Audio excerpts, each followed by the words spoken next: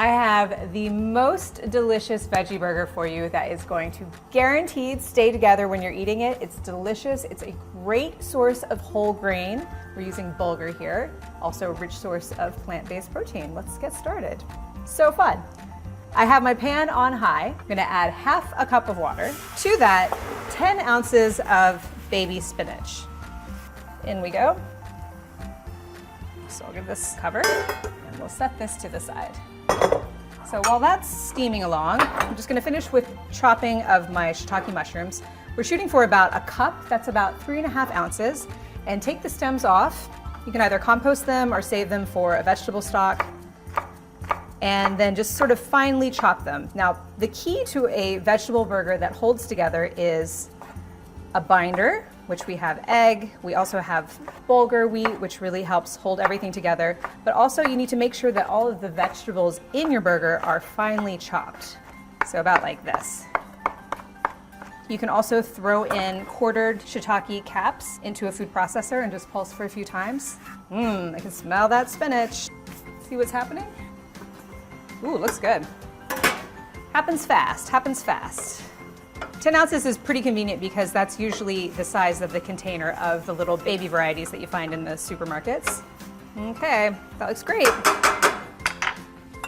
So it's really important to make sure that you squeeze as much cooking liquid from steamed greens like spinach when you incorporate it into a veggie burger. That's just gonna help make sure that the flavor is nice and assertive, it's not watery, the texture is great. And I find that a potato ricer is one of the best tools for this. You can also just use a clean kitchen towel. You can also press it against the side of a metal colander. But if you've got a ricer, use this. Okay, and you just gently press. All right, that looks pretty good. So we'll set this aside and let this cool for a bit before you chop. Your fingers will thank you.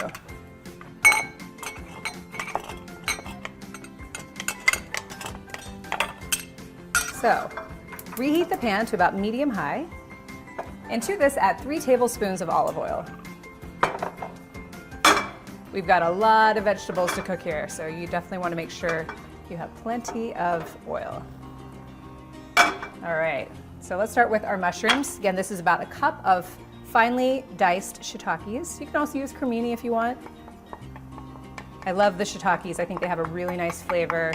Great immune boosters also, and a really rich source of protein. I think shiitakes have the most protein per gram of all the mushrooms. To that, add 1 chopped yellow onion. You see the dice is pretty fine here too. Wasn't joking when I said you gotta keep it finely diced. Add a little salt. And we'll cook this until the mushrooms are nice and tender, the onions are translucent, about 6 to 8 minutes.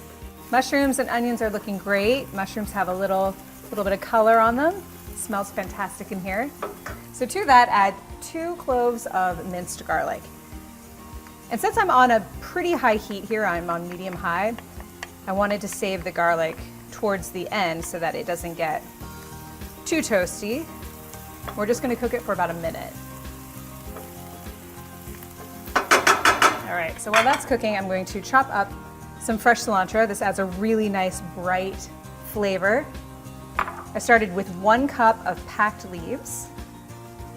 And we're just gonna do a once over. Love the flavor of cilantro. If cilantro is not your thing, you could also add parsley. That'd be really delicious here. All right.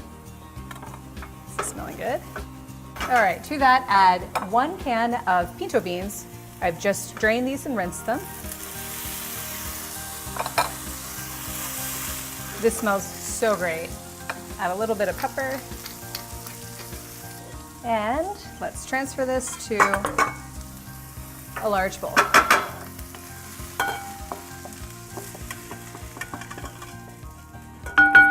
All right. So let's let this mixture cool down just a bit because we are going to add an egg to it and we don't want the egg to curdle. We'll let this hang out. And let's check on the spinach. Spinach has cooled down. Give him a rough chop.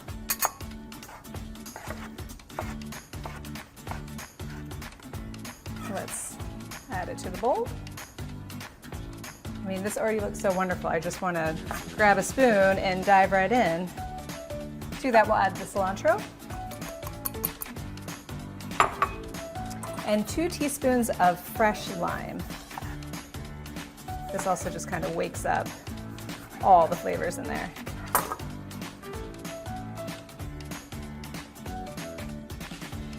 Some more black pepper. And a teaspoon of kosher salt. Now for the fun part, get to mash. This is a great task if you have little hands in your kitchen. Find the masher is always the tool that everybody wants to use. So the goal here is to mash up some of the beans, but you want to leave some of the beans whole. That just helps provide a nice texture. The starch from the beans and the bulgur wheat will actually help bind these little patties together. Okay, let's add the whole grain army. I have 1 cup of cooked bulgur wheat. Bulgur wheat is pretty quick cooking because this has been parboiled, but it still has the bran intact, so it's a whole grain. Makes a really quick, nutritious, filling side dish. To that, add a 1/3 cup of whole wheat breadcrumbs. And then I have 1 egg that I lightly whisked. I'm gonna switch over to a spatula for this.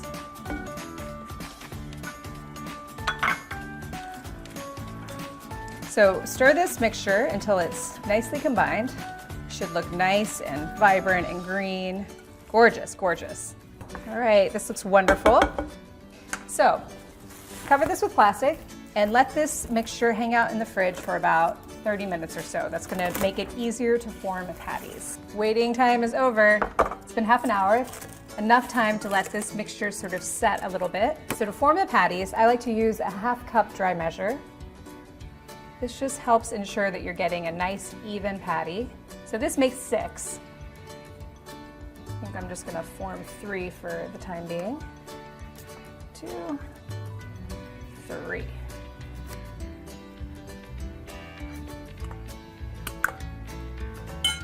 Okay, but we are not done here. I promised you a veggie burger that was going to be delicious and flavorful and crunchy.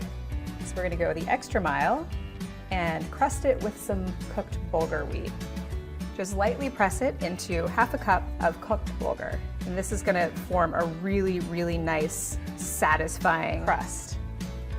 So these make dynamite burgers, but this is also a really, really great mixture if you're looking for a vegetarian breakfast sausage.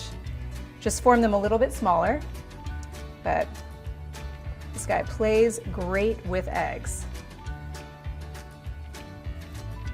Okay, so I already have my pan on medium heat. Definitely use a non-stick here and add 1½ tablespoons of olive oil.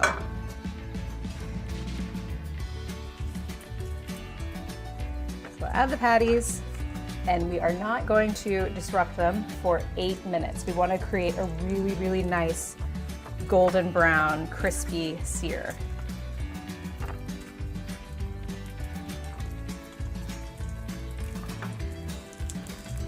All right, so it's been 8 minutes. You can kind of see the bulgur that's in the pan is nice and golden, so good indicator that we've got a beautiful crust awaiting us. Ta-da! Gorgeous. Okay, so we're gonna flip these guys over and let them cook for another 8 minutes, again on medium heat, nice, slow, steady burn, so that we get a beautiful golden crust just like this. All right, it's been another 8 minutes. This is smelling so nice and toasty and delicious. Just take a little peek and see what we've got going underneath. Gorgeous. Okay, we're done. Slide that off to the side. Let's get the fixins ready, the best part of the burger. So I have a whole grain bun here and a tray of goodies. So I'm gonna start by adding a little bit of Dijonnaise. Dijonnaise is just a mixture of 1/2 part mayonnaise, 1/2 part Dijon. Let's take our patties. So nice and crisp and crunchy. So it's a burger, so you can really do anything you want. If you want to add some crunchy romaine, if you want to add some fresh herbs, feel free. I'm going to go with some sliced avocado. We're bringing the California to this burger. And I always like to season it with a little bit of salt, pepper, and some fresh sprouts. I think this is a nice way to use up sprouts. And then some pickles, if that's for you. And then we have this gorgeous, gorgeous guy ready to go. Yum, yum. Looks good.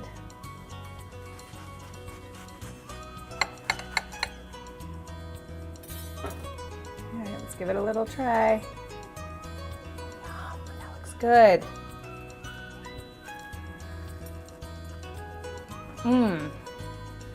Really, really nice texture. Can you hear that crunching?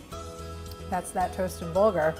Can't wait for you guys to try this. This is so delicious, really nice and nutty and toasty. Great texture from that toasted bulgur wheat. You ready to up your veggie burger game?